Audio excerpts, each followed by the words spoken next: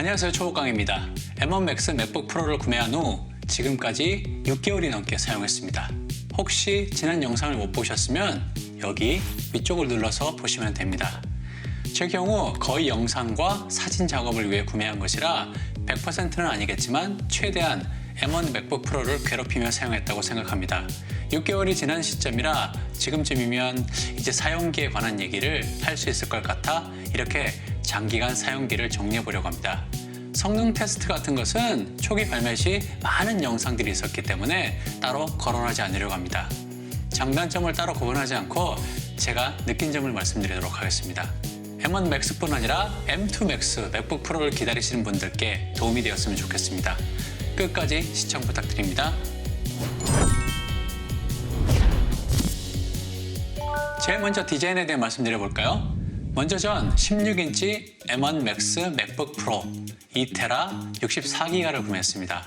이름만 말해도 무겁고 크다는 생각이 드시나요?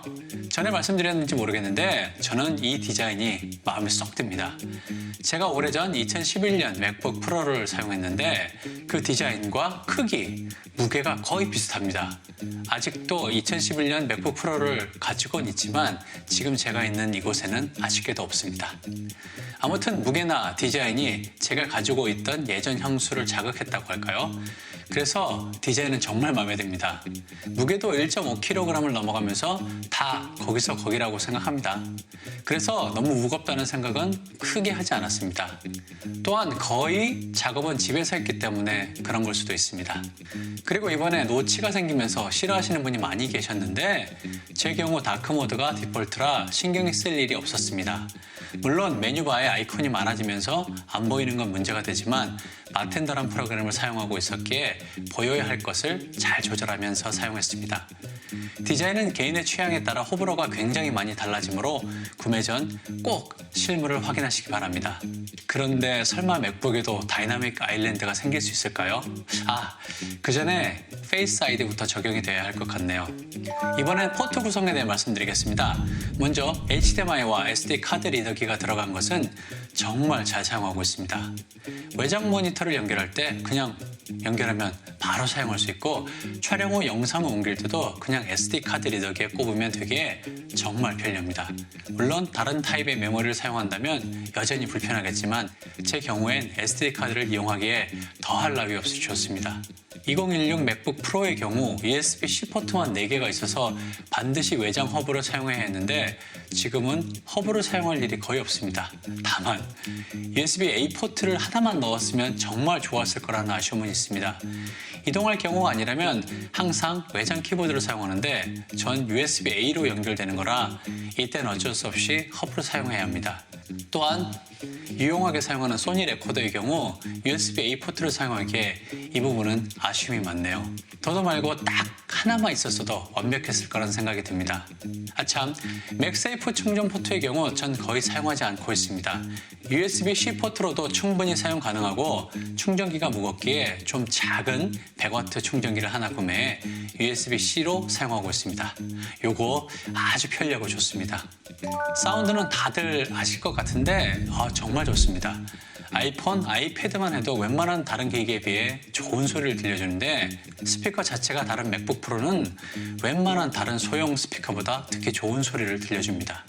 물론 제대로 된 사운드 시스템과는 당연히 다르고 차이가 나지만 노트북의 범주는 조금 넘어섰다는 생각이 듭니다.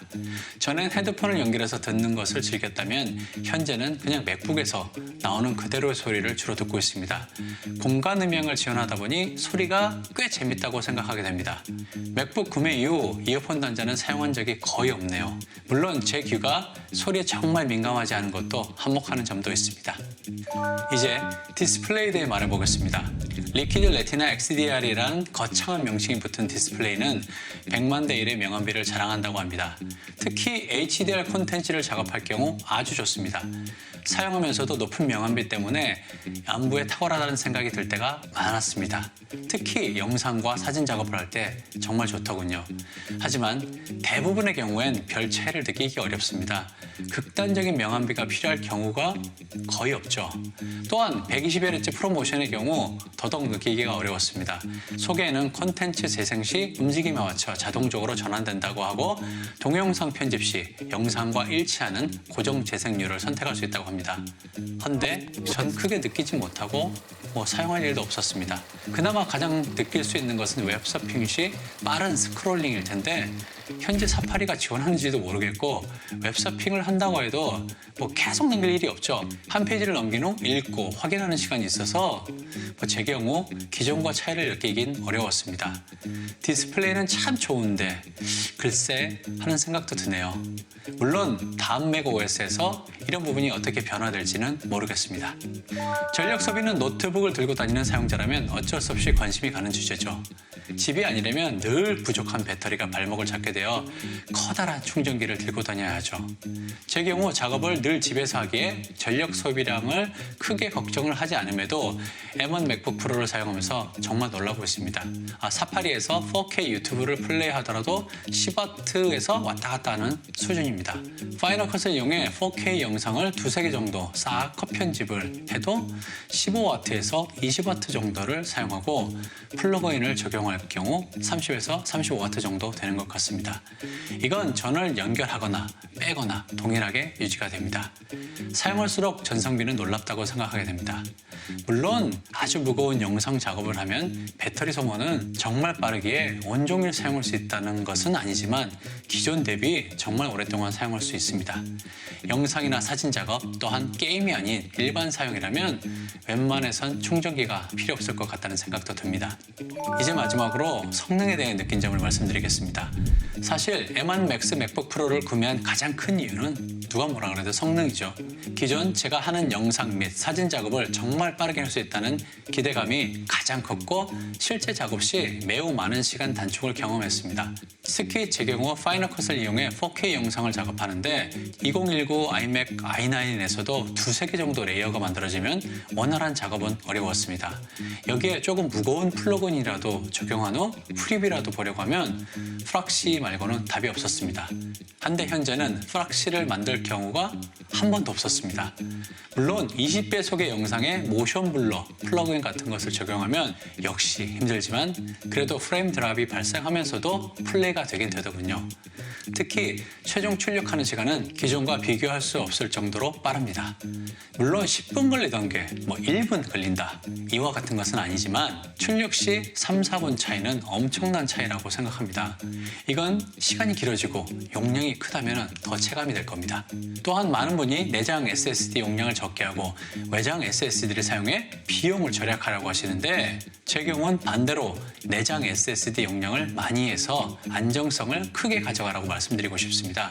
제가 2TB 내장 SSD를 구매하고도 기존 작업의 편의성을 위해 외장 SSD를 계속 사용 중이었는데 작업 중 수시로 파이널 컷이 종료되는 경우가 많았습니다. 물론 이것은 여러 가지 이유가 있겠죠. 플러그인의 안정성 문제일 가능성도 큽니다.